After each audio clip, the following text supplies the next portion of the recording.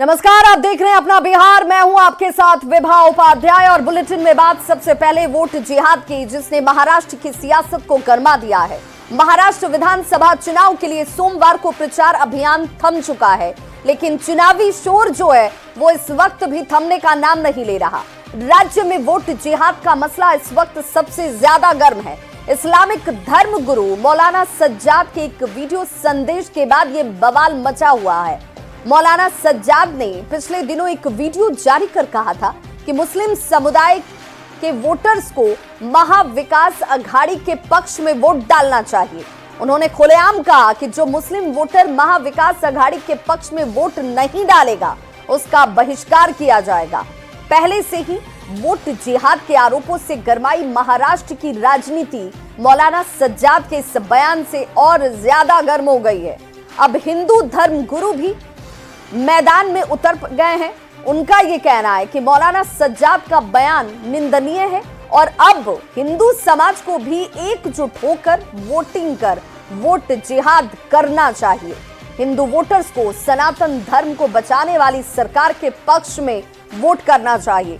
साधु संतों ने वोट जिहाद की आलोचना की और मौलानाओं के बहकावे में न आने की अपील की गई।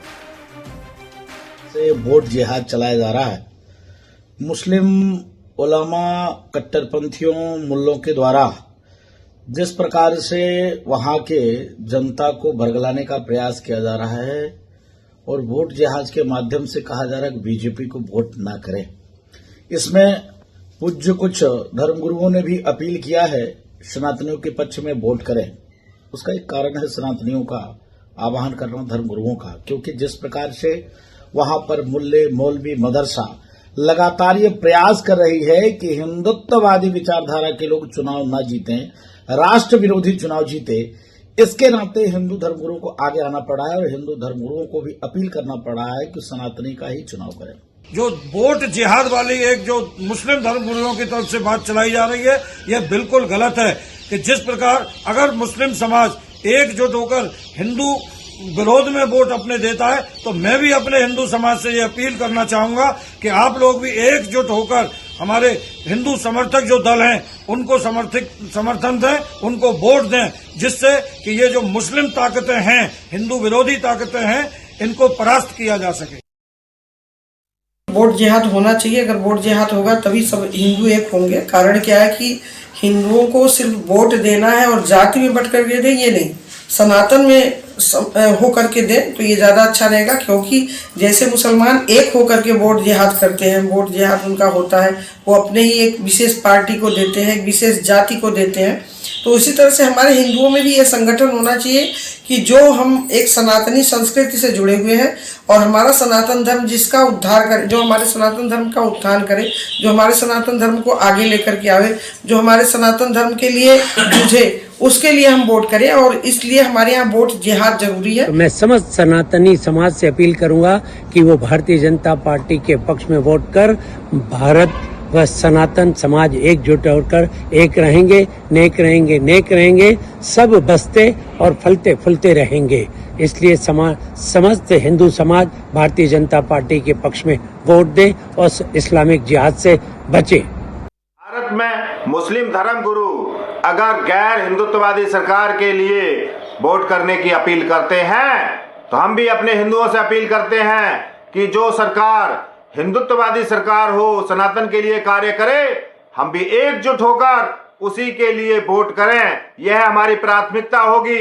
सत्य को स्वीकार करना होगा कि आज भारत की धरती पर गैर सनातनी सरकार को खड़ा करने के लिए हर तरह से षड्यंत्र किया जा रहा है, लेकिन हिंदुओं से अपील है कि सिर्फ हिंदुत्ववादी सरकार के लिए वोट करें। क्या अपील करेंगे? घोर निंदा कर रहे हैं सभी अखाड़े, सभी संत, पूरे देश के लोग हैं जो इसकी निंदा कर रहे हैं। करेंगे लोगों से क्या? लोगों से इस पे अपील ये करना है कि इनके भ्रामक बातों पे न जाएं और आपका जो स्वतंत्र है, जो अंदर से है, जो होता है कि हमको प्रतिनिधि चुनना है, उनको आप वोट करें। तो एक रहेंगे तो सेफ रहेंगे। साधु संतों के इस आह्वान पर बिहार में सियासत तेज हो चुकी है। जेडीयू नेता और मंत्री अशोक चौधरी ने कहा कि धर्म गुरु को राजनीति से दूर रहना चाहिए। आज नीतीश कुमार को सभी जाति और धर्मों का समर्थन मिला है। प्रधानमंत्री नरेंद्र मोदी ने भारत को 5वें नंबर की अर्थव्यवस्था वाला देश बनाया है। धर्म गुरु को राजनीति से दूर रहने की बात ग्रामीण कार्य मंत्री अशोक चौधरी ने कही। एक रहोगे तो सेफ रहोगे, इसका समर्थन देश के बड़े साधु संत भी करने लगे हैं। हमारे साथ जदयू के बड़े नेता और बिहार सरकार के मंत्री अशोक चौधरी हैं। मंत्री जी, जो साधु संत हैं वो अब इसका समर्थन कर रहे हैं कि सब लोगों को, हिंदुओं को एक रहना चाहिए। एक रहना चाहिए तो अभी बोल रहे हैं ना कि एक रहना चाहिए। मंडल कमीशन आया, तगड़ा पिछड़ा हुआ। अब एक नई पॉलिटिक्स आई है कि धर्म के नाम पे राजनीति करो। हमारे नेता नीतीश कुमार विकास के नाम पे राजनीति करते हैं। Development is the core subject of a politician, और हम उस कोर सब्जेक्ट पर काम करते हैं। आप हमको ये बताइए कि सनातन को 4 भाग में किसने बांटा? बाबा साहब भीमराव अंबेडकर को सनातन क्यों छोड़ना पड़ा? क्यों बुद्धिस्ट हो गए? ये सब तो चर्चा का है ना। जब आप एक रहोगे सेफ रहोगा नारा देते हैं तो उस सब के लिए भी बोलना चाहिए कि गलती हुई। आपने सनातन को बांट दिया क्षत्रिय, वैश्य, शूद्र में। नेता वही होता है जब दूसरे धर्म के लोग आपको एक्सेप्ट करें। आज के डेट में भी नीतीश कुमार को हर एक जात धर्म के लोगों का समर्थन प्राप्त है। एक रहेंगे तो सेफ रहेंगे के नारे का साधु संतों के समर्थन के बाद महागठबंधन ने बीजेपी पर इसे लेकर जोरदार हमला किया है। आरजेडी ने कहा कि साधु संतों को सियासत नहीं करना चाहिए। साधु संत हैं, पूजा पाठ करें, ईश्वर को याद करें, राजनीति ना करें। एक्चुअली में है क्या कि भारतीय जनता पार्टी को पिछले 10 वर्षों में अपने काम पर विश्वास नहीं रहा है। जब देश के प्रधानमंत्री मंच से धर्म की बात करें, जाति की बात करें, सोच लीजिए कि उस देश की क्या स्थिति है। हकीकत यही है कि भारतीय जनता पार्टी को काम के नाम पर वोट नहीं है, इसलिए वो समाज को बांट के वोट लेना चाहते हैं और ऐसे ऐसे लोगों का इस्तेमाल कर रहे हैं। एक रहोगे तो सेफ रहोगे पर लालू प्रसाद का एक बड़ा बयान सामने आया है। लालू प्रसाद ने कहा है कि इन लोगों को गरीबी और गुर्बत से कहीं कोई लेना देना ही नहीं है, यही सब ये लोग बोलते रहते हैं। लालू प्रसाद ने एक रहोगे तो सेफ रहोगे पर साधु संतों के समर्थन पर कड़ी नाराजगी जाहिर की। उन्होंने कहा कि सब गलत बोलते हैं, बीजेपी के लोग रोज यही बकवास कर रहे हैं। लालू प्रसाद यादव है। लालू जी, प्रधानमंत्री जी कहते हैं कि एक रहोगे तो सेफ रहोगे, और इसका समर्थन अब देश के कुछ साधु संत ने भी किया है। साधु संत के वो आदमी है, समझा रहे हैं जनता को सेफ रहेंगे तो एक रहेंगे। क्या बोले, सब गलत फलत। चलो लालू जी, लेकिन बीजेपी और तमाम लोग कह रहे हैं कि एक रहोगे तो सेफ रहोगे, वोट जिहाद, तमाम ये लोग बातें हमेशा करते हैं। हाँ, हमेशा करते हैं, ये लोग का कहना नहीं रहता है। और तो कोई बात है नहीं, देश में गरीबी, गुर्बत, लाचारी, बेबसी, बेकारी है। आई लोग रोज यही बकवास करते हैं। तो एक रहोगे तो सेफ रहोगे पर केंद्रीय मंत्री गिरिराज सिंह जो हैं, उन्होंने अपनी प्रतिक्रिया दी और गिरिराज सिंह ने क्या कुछ कहा है जरा आप भी सुनिए। एक रहोगे तो सेफ रहोगे। देखिए, मैं तो देश के मतदाता, खास करके महाराष्ट्र और झारखंड की स्थिति, कल चुनाव होने वाला है। मैं झारखंड के मतदाता से अपील करता हूं, आग्रह करता हूं, प्रार्थना करता हूं, जब वोट देने जाएं तो अपने बच्चों के भविष्य की चिंता करें, अपने बहु बेटियों की चिंता करें। और पटना से बड़ी खबर आ रही है, जहां प्रोफेसर से 3 करोड़ 7 लाख रुपए की ठगी की गई है। पटना विश्वविद्यालय की रिटायर्ड महिला प्रोफेसर हैं जिनसे ये ठगी हुई है। साइबर अपराधियों ने सीबीआई अधिकारी बनकर इनसे रुपए उड़ा लिए। मनी लॉन्ड्रिंग के केस में गिरफ्तारी का डर महिला रिटायर्ड प्रोफेसर को दिखाया गया और इसी डर में आकर उन्होंने 3 करोड़ 7 लाख रुपए इन्हें ट्रांसफर कर दिए। पूछताछ के नाम पर इन्हें डराया धमकाया जाता है।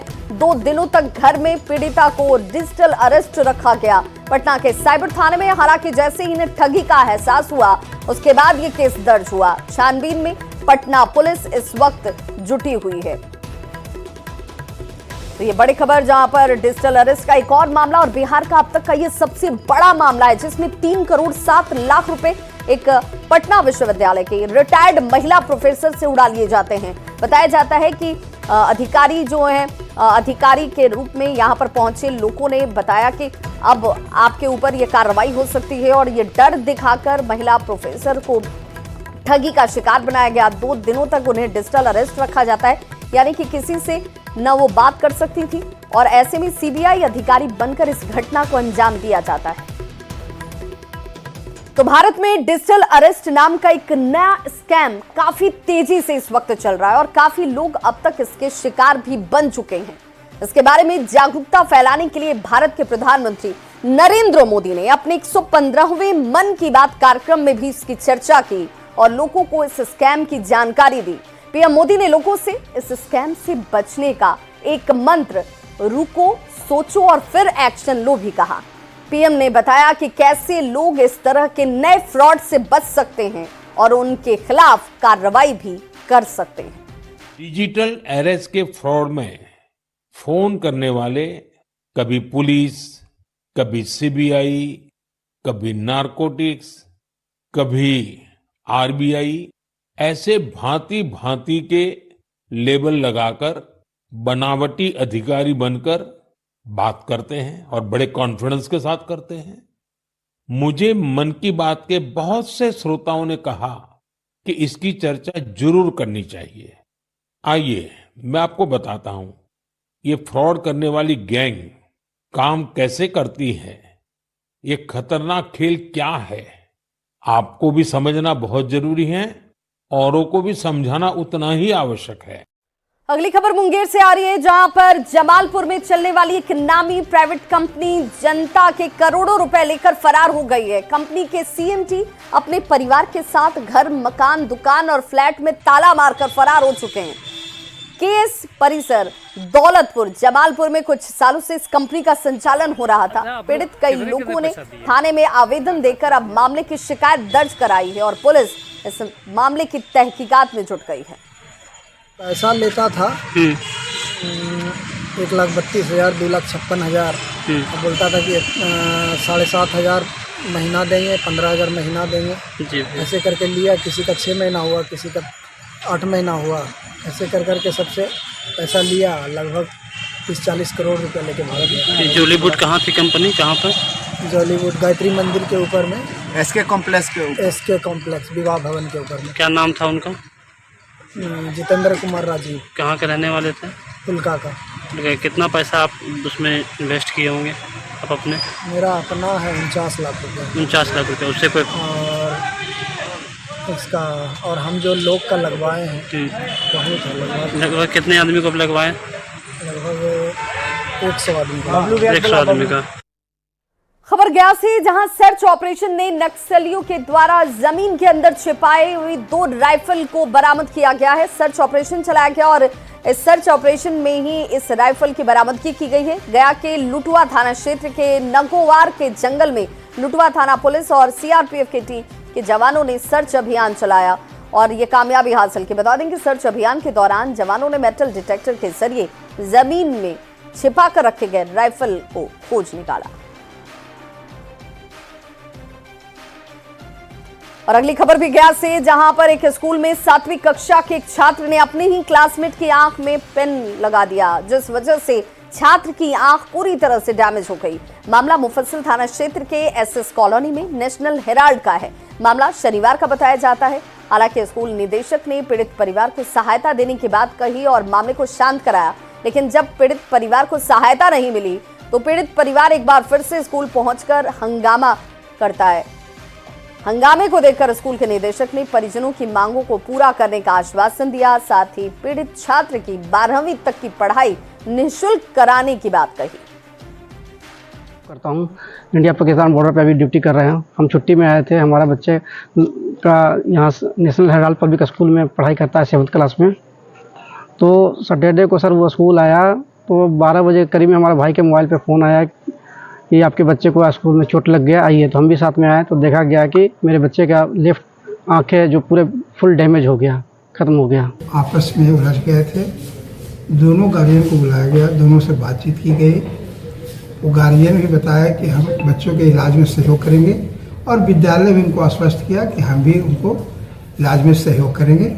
और दोनों अच्छे भाईचारे के संबंध में दोनों में बताया कि आप लोग किसी भी तरह की कटुता नहीं होनी चाहिए, और ये दोनों लोग माने। नालंदा के राजगीर में एशियन महिला हॉकी चैंपियनशिप ट्रॉफी का सेमीफाइनल मैच आज खेला जाने वाला है। शाम 4:45 का वक्त जब भारत और जापान के बीच ये सेमीफाइनल मुकाबला आपको देखने को मिलेगा। भारत अपने सभी 5 ग्रुप मैच जीतकर अंक तालिका में शीर्ष स्थान पर बना हुआ है। भारत ने पिछला मैच भी जापान से ही खेला था, जिसमें भारतीय टीम ने 3-0 से जापान को हराकर शानदार जीत हासिल की। और दूसरा सेमीफाइनल मैच 2:15 पर चीन और मलेशिया के बीच होने वाला है। खबर मोतिहारी से, जहां पुलिस इन दिनों शराब को लेकर एक्शन मोड में नजर आ रही है। पुलिस बल ने जिले के विभिन्न थाना इलाकों में सर्च ऑपरेशन चलाया और 3,900 लीटर देसी शराब बरामद की। पुलिस ने इस दौरान कई शराब भट्टियों को भी ध्वस्त किया। कार्रवाई की तस्वीरें इस वक्त आपके टीवी स्क्रीन पर हैं, जहां पर एसपी के निर्देश पर यह कार्रवाई की गई। पुलिस ने शराब माफियाओं की लिस्ट बनाकर सभी थानों को अलर्ट भी किया है। शराब माफियाओं को गिरफ्तार भी किया गया है और पंचायत स्तर पर भी शराब माफियाओं की सूची बनाई जा रही है, जो लगभग तैयार है। और हम लोग उन सभी शराब माफियाओं, शराब कारोबारी की सूची बना रहे हैं जो सक्रिय रूप से शराब के निर्माण और शराब के परिवहन में संलिप्त है। इन सभी शराब माफियाओं के विरुद्ध जो कार्रवाई है वो जारी है और लगातार जारी रहेगी। खबर मोतिहारी से, जहां के समाहरणालय परिसर से civil surgeon doctor Vinod Kumar Singh ने 11 एम्बुलेंस को हरी झंडी दिखाकर जयप्रभा मेदांता सुपर स्पेशलिटी अस्पताल रवाना इन्हें किया। इस एम्बुलेंस में बाल हृदय रोग से पीड़ित 40 बच्चे थे। सिविल सर्जन ने कहा कि घने कोहरे के बीच बच्चों को यहां एम्बुलेंस से पटना भेजा गया है ताकि इनका इलाज वहां पर समुचित तरीके से हो सके, और इलाज की व्यवस्था जो है वो पहले से तय रखी गई है। ये भी कहा गया कि बिहार में सिर्फ सत्य साई हॉस्पिटल अहमदाबाद में ही इसका इलाज होता था। 40 बच्चों को जो हृदय रोग से, कंजेनिटल हार्ट डिजीज से, जन्मजात हृदय रोग से ग्रसित हैं, उनको मुख्यमंत्री बाल सुरक्षा योजना के तहत वेदांता हॉस्पिटल में पटना में भेजा गया है। उनका ईको का जांच होगा और हार्ट का हर तरह का जांच होगा। खबर नवादा से, जहां से हथियार लहराने का फोटो सोशल मीडिया पर तेजी से वायरल हो रहा है। वायरल फोटो 2 साल पहले का बताया जाता है। हालांकि फोटो के वायरल होने के बाद पुलिस इस मामले की जांच में जुटी और सच पाए जाने पर पुलिस ने छापेमारी कर 2 युवकों को अवैध हथियार और एक तलवार के साथ गिरफ्तार कर लिया। एसपी ने कहा कि जानकारी जब एसपी की तरफ से दी गई तो कहा गया कि सत्यापन हुआ था इस मामले का और आवश्यक कार्रवाई को लेकर वरीय अधिकारियों के नेतृत्व में टीम का गठन किया गया और इन्हें धर दबोचा गया। तो जो है वो थाने पे पूछताछ के लिए लाया गया। पूछताछ के क्रम में उन्होंने बताया कि करीब 2 वर्ष पहले सरस्वती पूजा की ये फ़ोटो है और जो हथियार है उनके एक मित्र हैं स्वार्थ यादव, जो भी महेशपुर गांव के रहने वाले हैं, उनके पास ये हथियार हैं और उनके थ्रू ये बरामदगी की जा सकती है। तब रेड छापेमारी की गई। उनके गांव से एक झोपड़ी थी, झोपड़ी के पास एक जो है वो देसी कट्टा और एक मस्कॉट, साथ में एक तलवार जो है, 3 चीज़ें वहाँ से बरामद की गई और 2 लोगों की, राजेश यादव और स्वार्थ यादव, 2 व्यक्तियों की गिरफ्तारी इसके कांड में की गई है। तो इस बुलेटिन में बस इतना ही। चलते चलते